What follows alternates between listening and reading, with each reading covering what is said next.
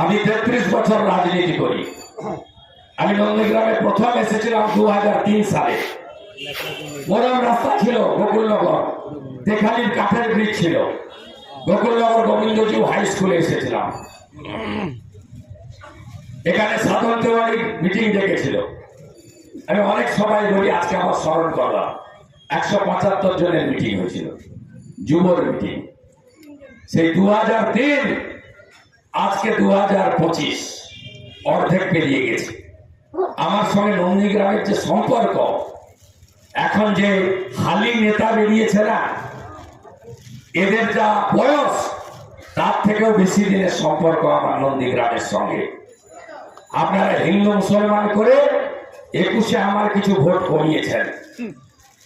আমাকে যদি পার্টি আর আপনারা দাঁড়াতে বলেন 26 সালে, আমি 21-এ সুদ হিসাব, দণ্ড সুদ সহ আমি মানুষের কাছ থেকে ভালোবাসার মাধ্যমে নিয়ে যাব, আমি সেটা জানি।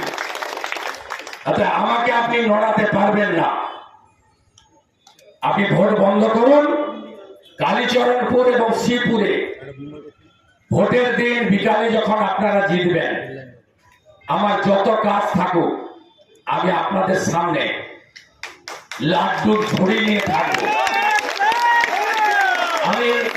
আমি ছোট হাতিতে লাড্ডু ভরে নিয়ে আসবো, আপনাদের তো খাওয়াবো। আর সেদিন থানায় ঢুকবো, আইসি বাবা আপনাকে খাওয়াবো। আপনি তুহিন বিশ্বাসকে আর সৌম্যদীপকে ডেকে রাখলেন এখানে।